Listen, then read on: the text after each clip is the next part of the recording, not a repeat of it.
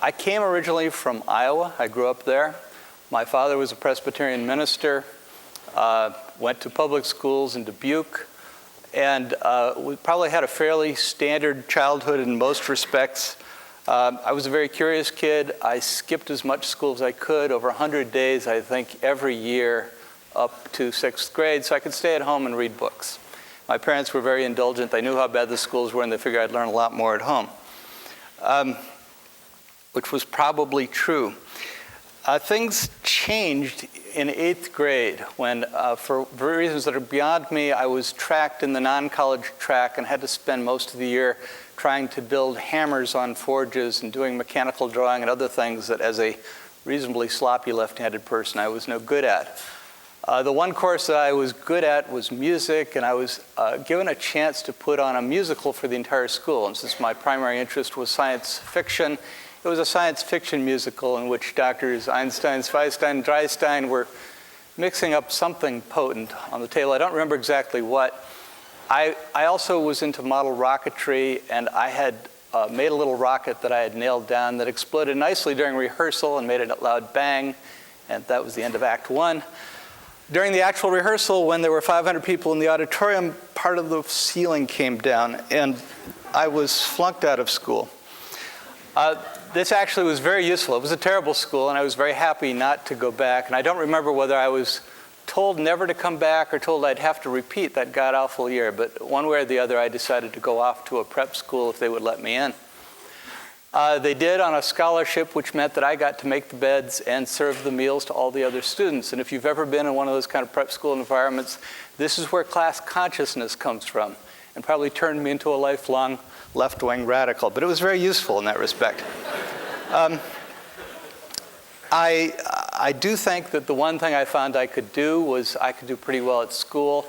And if you want to know where fire in the belly comes from, it comes from sometimes from people trying to get their own with people that have just intentionally smeared their bed sheets with all kinds of obnoxious stuff, knowing that you were going to have to deal with it and not they. It was, however, probably the heat and humidity of Iowa that got me into computers. In the 60s, air conditioning was still relatively rare. There was one air-conditioned building in Iowa City where my family had moved. That was the computer center. And people would kill for that job. I got a job sweeping the floors there, came with a computer account. I learned Fortran and some of the other things on my own there, and it was the blessed coolness that really brought me to it. When I went off to Harvard in 1965, I also was a scholarship kid. I had a job cleaning the latrines for the football team. I said to myself, you know, I've been here before. I don't want to do this. So I walked up to the computer center and kind of oversold myself as a programmer and got out of that job and never looked back. So that was where the programming came from. It was just one thing that I learned along the way. I didn't think I'd ever use it for anything except to pay for school, and yet years later it came back and actually became the foundation on which we started Broderbund. I did find along the way that the things that I liked the most involved making things, and it didn't really matter what I made. I liked making little rockets. I liked writing books, building houses, writing software, anything like that. By the time I got out of college, I had published my first book. I brought some visual aids. Here it is, Beginning Swahili. There was a moment in the late 60s when people thought that all the inner city schools were going to switch from teaching French to Swahili. I was teaching a section of Swahili at Harvard, and they asked if I would like to write a book, and I think I made $200 in royalties on that one. It didn't matter. Other books followed. This is one Jerry was mentioning earlier, Software People. This is when we thought the industry was already over in 1984, and it was time to write the compendium. This has all kinds of facts about companies you'll never have heard of. AppleSoft isn't hard. It also isn't around. But it was an early computer language, and somebody thought that they needed a book. I think I ended up writing 5 or 6 of these. I think I have the world record for the largest number of books published that sold fewer than 1,000 copies. Anyhow, building houses was another thing that satisfied my entrepreneurial instincts. Freedom Lake Properties in Maine, 2-bedroom chalets. I learned from a Reader's Digest book how to do it. I decided I could build it if I could get enough of my friends from school to come up and camp with me out in the rain. And we would throw two or three of these up a summer, and then we'd see if we could sell them. Just barely escaped with my life on that one. But again, the instinct, I think, was good. It was just the execution was bad. Camp America tours. I still have the brochure. In fact, that's all Camp America tours ever produced, because we never got any tours off the ground because we didn't have the legal background. And the Japanese over here was written by somebody up in Maine who had left Japan in 1947 and whose peasant Japanese was incomprehensible to a modern Tokyo citizen, as I found out after we'd printed the brochure. Mistakes along the way. However, the Broderbund thing, which fell on at the end of Camp America tours, came about because I had been a lawyer. I'd been practicing in a large firm in downtown Chicago. Different life, we're not going to talk about that at all. I'd gotten bored. I decided to set up my own law practice in Maine and build houses in the summer and practice law in the winter, which is not a very logical idea, but it appealed to me personally.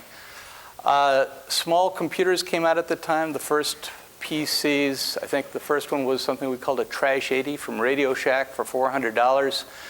I found myself writing code all the time, especially when sitting in court waiting for my appearance, which meant that often you stand up and you have absolutely no idea what's going on because you're deep inside some nested loop and you've lost all track of what was going on in the court case. You'd have to ask the judge to explain to you where you came in. However, I did send off a number of my early efforts. In the early days, it was easier to learn how to use all the features of a machine doing things other than tax prep and wills and so forth. So I did games, and I sent them out to all kinds of companies, Adventure International, I think this is also Adventure International, Creative Computing, a bunch of computer magazines and so on who are all looking for things to publish in the 1970s. I finally decided to bag the whole legal thing. I didn't like it very much. You didn't really have much of a product. You were just shifting other people's money around. So I closed up the office and decided I would program full-time, drive around the country to visit my friends and family. I have a lot of siblings, and they were all spread all over the country, in my Chevy Impala with my large English Mastiff in the front seat with me. I made my way slowly out to Oregon, where my brother, who had been a girls' basketball coach in Sweden for 7 years, had just moved and was running March of Dimes. I moved in with him. We were running out of money to pay the rent. I suggested I would program and he could sell my software, and the rest is history. He picked up the phone, said, "Who do I call?" I said, "I don't have the faintest idea. That's your department, your sales. I'm programming." Finally, we went down to the local store and looked for computer magazines and found one that had an ad from somebody selling one of my games from somebody else. I said, "Why don't you call him and say you can buy directly from the source?" So he called a guy named Ray Daly in Washington, D.C. and sold $300 worth of software COD. Turned to me and said, "Okay, I've done my part. Where's the software?" So at that point, we had to figure out how to make the software. We went out and bought a cassette player. We spent the next 2 nights, I think, all night long duplicating them. They took about 5 minutes per. We got some Gerber baby bottle bags, which I think is actually what these are right here. We printed up some instructions and we sent them off COD. The printing was interesting because we did not have any money. We did not have any venture capital at this point. That came years later. What we had was a very friendly local printer who had no business. Eugene, Oregon was going through a depression right then. We walked in and said, "We have all these games we want to put out, and we'd like you to print this and this box cover and that, but there's one trick you should know. We don't have any money,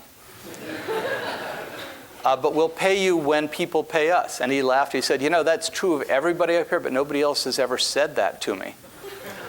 So we took the work to him for years. After we'd moved to the Bay Area, we used to truck stuff up there, and Broderbund had gotten quite a bit larger.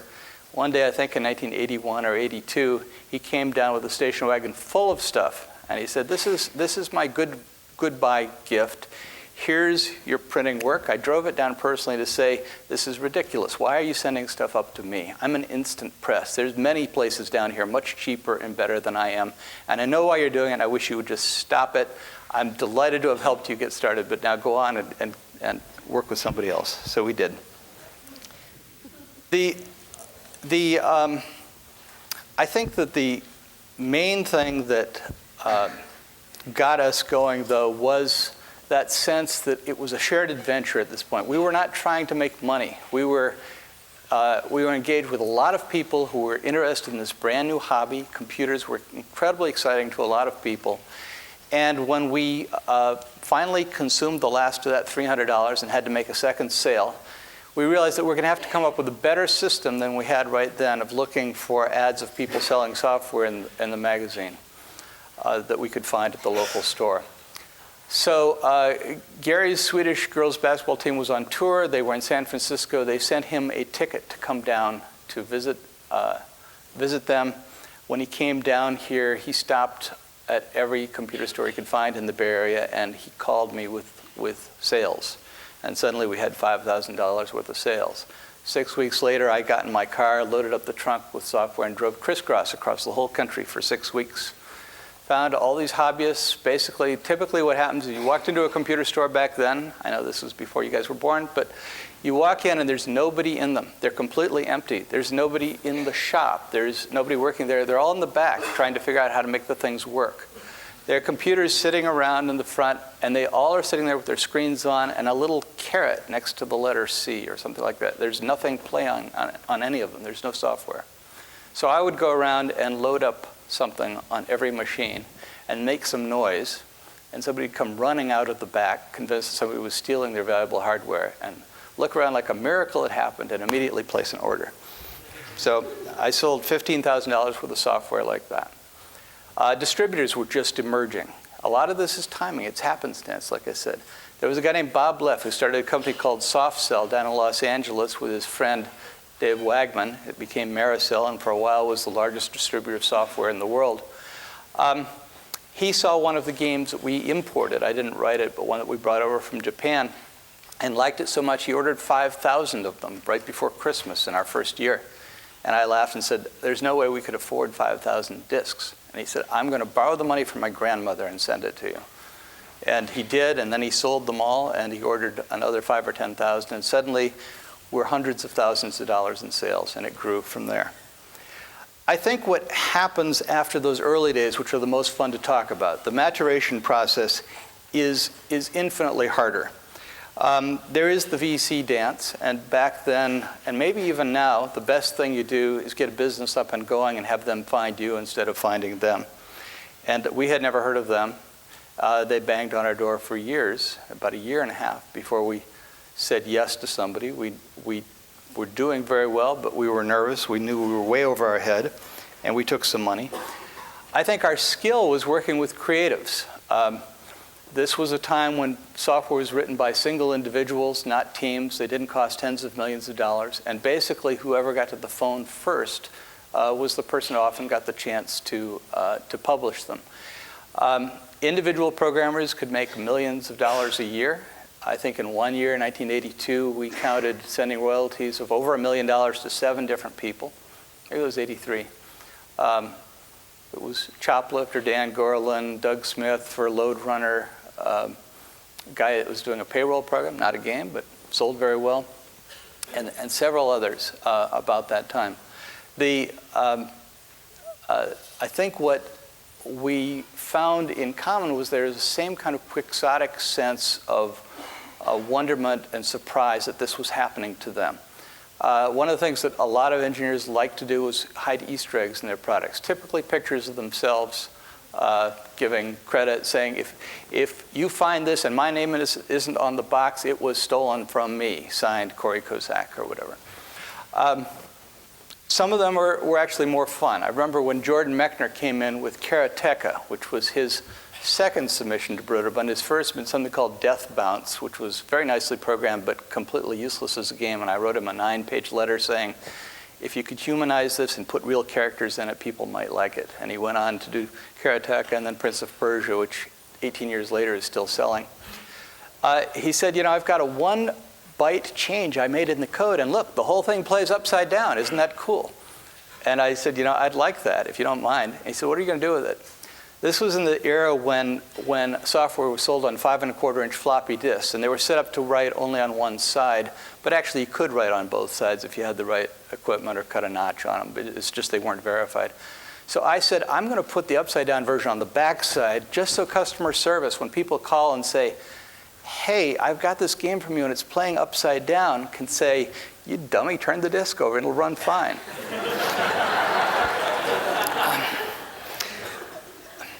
Anyway, the important thing you're trying to do is build a sense of community in your company. And we did a lot of things to try to make sure that you didn't get rifts within the organization.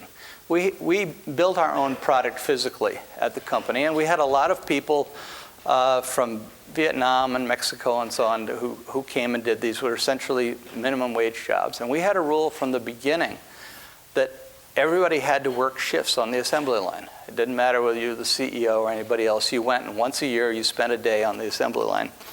That got harder and harder. I think eventually management took that away about 10 years afterwards when I wasn't actively running the company. But the idea was that it would make people understand that there's a lot of hard work that goes in. It's not all coding. And the royalty thing did become a major problem. As products get bigger and more people got involved with them, you had graphic arts departments and sound departments, the issue of who got a royalty and who got a salary got to be overwhelming. And until one night, I think in '85, they called the Night of the Long Knives, I pulled all the programmers together who were on staff and said, choose. You can be royalties or you can be salary, but you can't be anything going forward. You can keep the royalties for everything you've done, obviously. That's contract. But going forward, we're just going to pay employees' salaries and stock options, and people who are freelancers can have royalties. And half the programmers chose to leave and become independent, and half chose to stay, and I've heard complaints about that ever since. In fact, we have reunions at my house every 2 years for all alumni, and we usually get 350, 400 people or so that come, and we just had one on Saturday. And I still heard complaints from the programmers about that day, but they still come for the barbecue. So I think that the things that we learned about here were you have to make hard decisions, and you have to figure out what makes sense as an organization evolves. That's equally true today. I think we weren't in as much of we didn't have the same time sense people did now. I think now people think, raise the money, get it up, get real, get public, and get sold, and you're thinking about 2, 3, 4 years. We were thinking it took 20 years to do that. We did not expect that, in fact, we were going to be a public company within 4 or 5 years. We did not think that we were going to have thousands of employees in a very short period of time. It was pre-web, pre-internet, and people were expecting a slower, steadier period. But the management issues, I think, were very much the same, and getting people who could do the stuff that you couldn't do was what made a company successful or not. Most of the time, what you end up doing when you're running a company is you're trying to figure out the thing that's most broken, and then you spend all your time trying to fix it. And then if you're smart, you try to find somebody who fixes that particular thing better than you, put them in charge, and you forget about it, and you go off and you work on something else. But hiring is hard, and I don't know if there's any magic to it. I've never found any. The best hires I ever made tended to be accidents. Bill McDonough, our CFO, who Jerry knows well, likes to tell the story that he was applying to be our controller. He was living in Chicago. He was not very interested in moving. He had just gotten an offer of being controller of the Chicago White Sox, and he was a huge sports fan. He was only interviewing at this little dumpy Quonset hut software company in San Rafael because his mother lived out here and was a headhunter, and he, to placate her, decided to go for an interview. And he ended up deciding to do it. He called and said, I said I can take the job for whatever it was, $30,000 a year. I'd been trying to sell our business division, which was not in our main stream, to a guy. I was trying to bring him in to run it and then spin it off, a guy named McDonald. And I thought the guy had said his name was McDonald. So I hired the guy to run the business division. A couple of weeks later, Bill McDonough showed up, having moved from Chicago. I couldn't very easily send him back. And so I said, well, you might as well work here, but you sure didn't sound very excited about it. And he said, I'm not, but if it doesn't work out, I can just move back to Chicago. So a lot of your best hires are accidents. There's a lot of that along the way. There are probably better ways of doing it, but we found that the most important thing is being straightforward with people. And the most important time when you're straightforward with people is when they've gotten Peter principled into something they can't do very well. And you have to be able to go into them and say, wouldn't you rather be back in the old job at a lower salary and happier with what you do? And the best managers we had were always able to do that. They were always able to try people out and deal with the consequences when it didn't work well for people. It's an incredibly hard thing to do, and it's a long lesson, but it's important. Teaching people generally how to manage is the single most important thing between successful and unsuccessful companies, I think. That and having a really good product. So I think that I want to talk a minute now about the kinds of sea changes that ultimately affected Broderbund in positive ways and then ultimately destroyed the company. There are three that came along for us. One was the move from floppy disk to compact disk to CD. Up till then, piracy had been a huge problem, but getting the timing on the move to CD was very difficult. People guessed wrong all the time. We were very lucky. We moved our entire product line and augmented it so it used CDs the very year that it went from 3% to 92% penetration, and it happened that fast. It happened about 3 years after everybody said it was going to happen, but when it happened, it was universal and very, very quick. And we were very lucky. We got it exactly right, and it made a huge difference. It also, incidentally, for a long time, cut piracy from a huge problem to none because people didn't have the ability to duplicate them. Only a year and a half after that, we finally took the company public. We had made this promise to the VCs. We had to find a way to do it. I think it went very well. I think we started at a reasonable price. It came in at a higher price. It immediately doubled in value. And it kept going up steadily for the next 5 years, as if that were the way we had planned it. I think that we were incredibly lucky on our timing right then. It was a time when that made a great deal of sense. And it also contained the seeds of our eventual demise, because suddenly the quarterly numbers mattered an enormous amount to the outside world. And we had never managed our numbers, with one exception. In 1987, I'd told the entire staff I'd take everybody to Japan for a week, where we did a lot of business, if we did $20 million in sales that year. And it came in at the end of the year exactly $20 million, which told me two things. One is my CFO clearly wanted to go to Japan.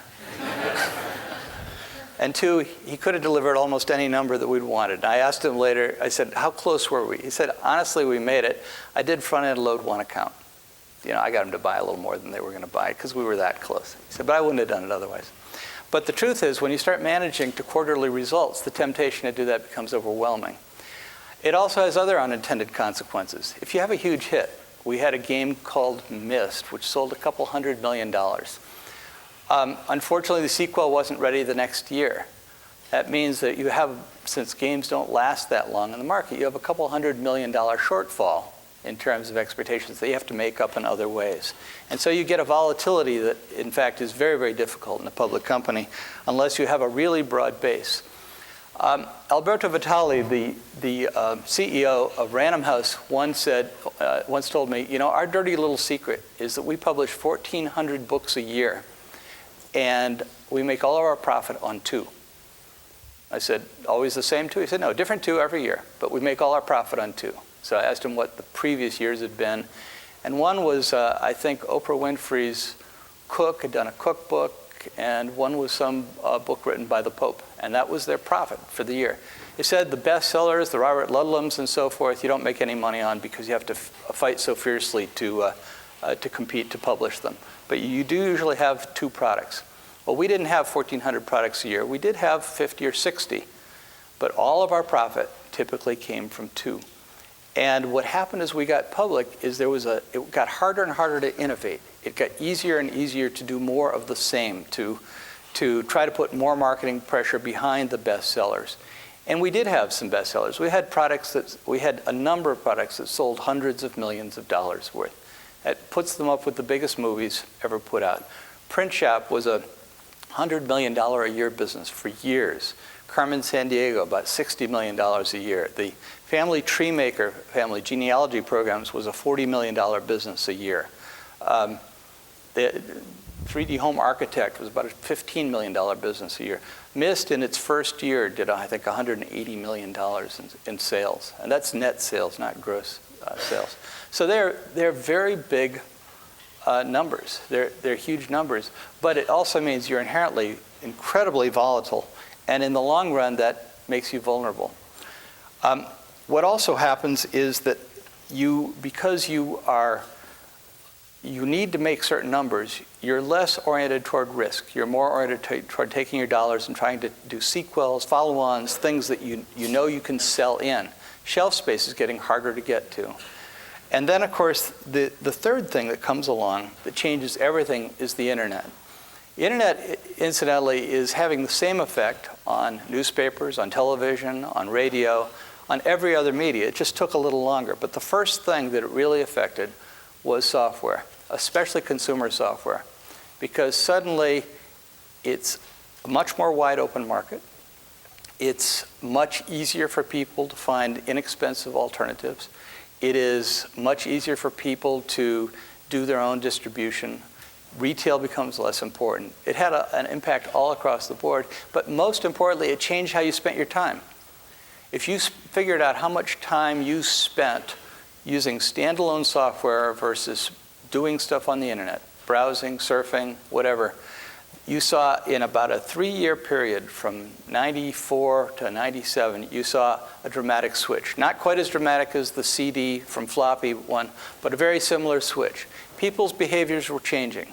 They were moving from a mode in which they were using a single standalone app to surfing for what was new, to looking for transaction-oriented activities like eBay or Amazon, to a number of these other kinds of activities that weren't even contemplated in the original marketplace. I think that we missed the boat on that. We tried to do a lot of things, but none of them were as compelling. I think we were, in a way, we had aged, our population had aged about a year with every year that we grew. And we were slow moving. We were up to 1,500 people. It was harder to change on a dime. We had hundreds of millions in sales that were kind of locked into the way that we went. Also, we were very dependent on a small number of products that we could count on generating $50, $60, $70 million a year, like Print Shop. So in 1997, a company called SoftKey began what's called a roll-up of the industry. They were supported largely by what are called momentum investors, people who don't look at the intrinsics, but basically look to see what's happening with a stock. And if it's going up, they buy, and if it's going down, they sell.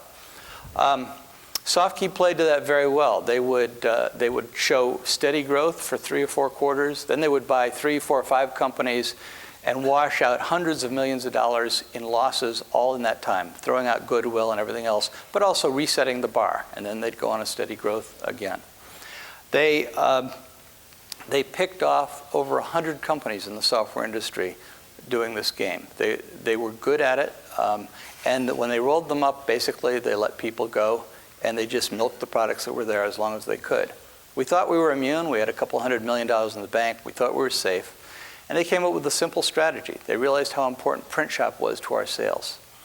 They bought a company down the road called Mindscape, which had a direct competitor print shop called Printmaster. And they sold it for 6 months for $29.95 with a $30 rebate. It's really hard to compete with free. And in fact, our stock price plummeted from $74 down to about 22 during that time period as we were trying to fight the losses that showed there. And the company eventually got rolled up.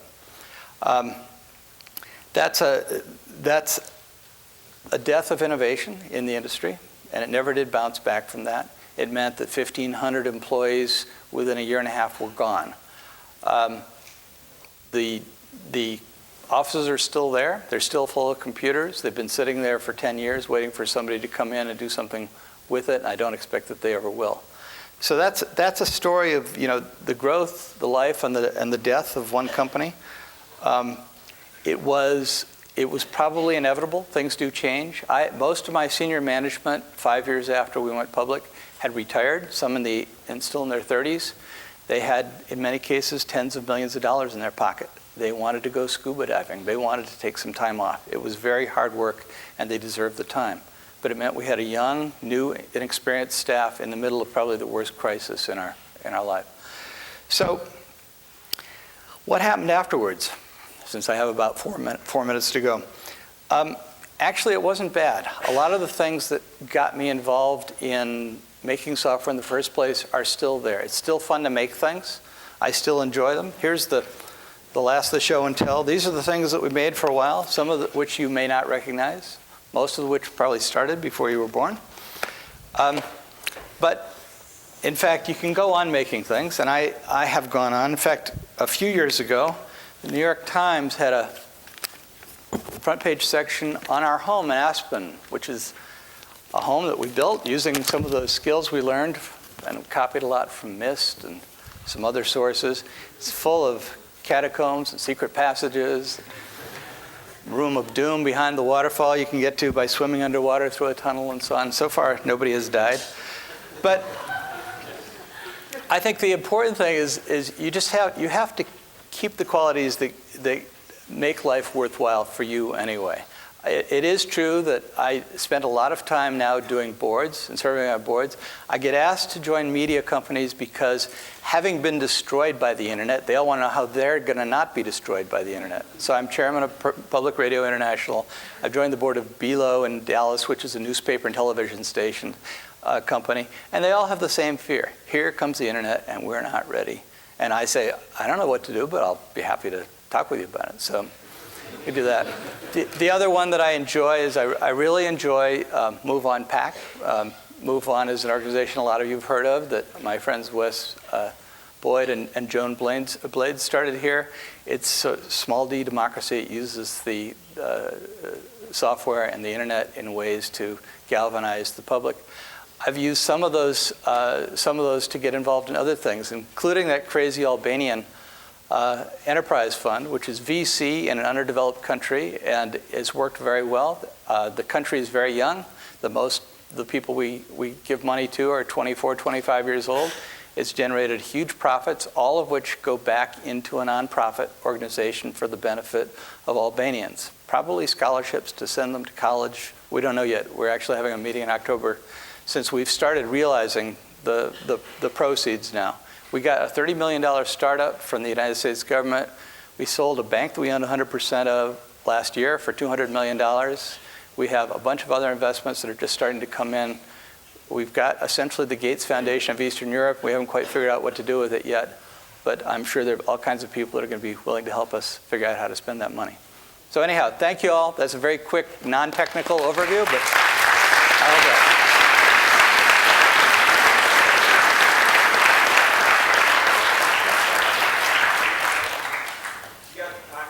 Yeah, I think so. Anybody have any questions?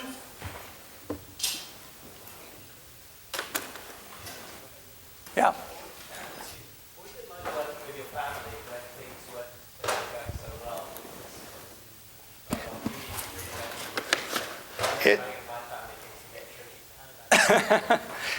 It's a lot scarier for people outside the family.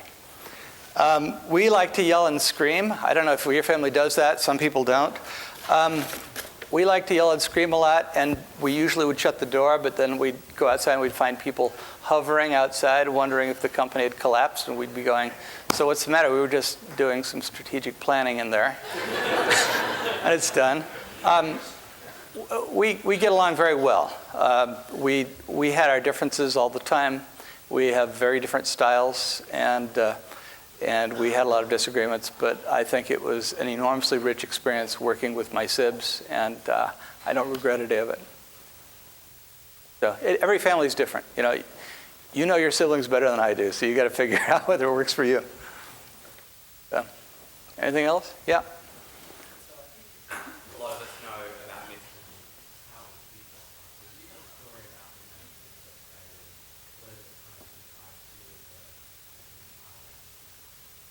Rand and Robin Miller, who created Mist, were people that I'd been trying to track down for a couple of years.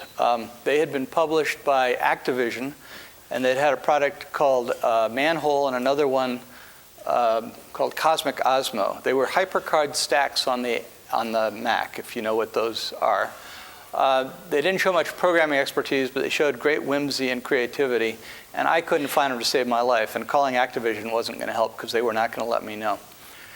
Dick Roop of Bank Street College of Education in New York called me one day and said, I can't tell you how I found out, but I know they live in Spokane, Washington. So I went through Directory Information, got them, called, went up the next day with my wife, as I recall, and I said, you know, I really want to help you publish stuff. And it turned out that Activision hadn't paid them for a couple of years, and they both, I think between them, they had 4 young children, and their wives, I know Rand's wife was telling him to go back to the bank and get back to work. He'd been a programmer at a bank.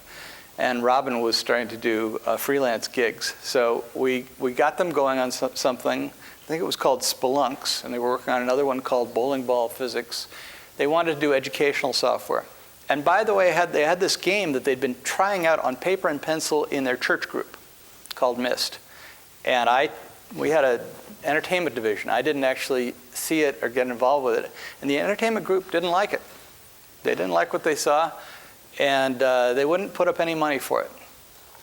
And so Rand and Robin said, well, we like working with you guys because you pay us. And one of the things that we do, that we did for many years is, I think we're still the only company I've ever heard of that paid royalties on a monthly basis. And we did it because I used to live on my monthly royalties, and I figured other people might too, and it was important. Well, Rand and Robin really wanted the monthly royalties. It mattered a lot to them. But we wouldn't come up with any money for this, and they really wanted to build it. They liked it a lot. And as I said, I hadn't seen it. So they went to Sunsoft in Japan and sold the video game rights. We had sold our interest in video games because I didn't like video games because they were controlled by the hardware manufacturer. They could charge you as much as they wanted for the cartridges, and they could leave no profit on the table at all. So we left that. They gave us the software rights for PCs anyway, even though we didn't offer any money for it. And with that lack of vision, we had our biggest game hit in our history. One more question? Yeah. You talked about how it was different running a startup versus running a public company. So I guess I have 2 questions. One, which do you enjoy more? And do you have any thoughts about, a lot of times CEOs will get the boot as the company grows. Do you think that certain CEOs will be put through a startup, certain CEOs will be put through a large companies? Absolutely. I think there's no doubt about it. I think that the skill sets needed are almost totally different. Startups, I think to do a startup, you have to have a very limited sense of the impossible. You have to have almost no common sense. And you have to be willing, essentially, to work forever on nothing. And the lower you can keep your overhead and the harder you can work, the more likely you are to succeed, unless, of course, you don't have a good idea. I think running a public company is public relations and personnel. It's really all PR and personnel and very little product. Now, that's probably because I hated it. But I do think people have very different skills, and it's a rare person that can transition seamlessly and repeatedly between those 2 things. Well, thank you all very much. I appreciate your coming. It was a pleasure talking to you. Oh, thank you.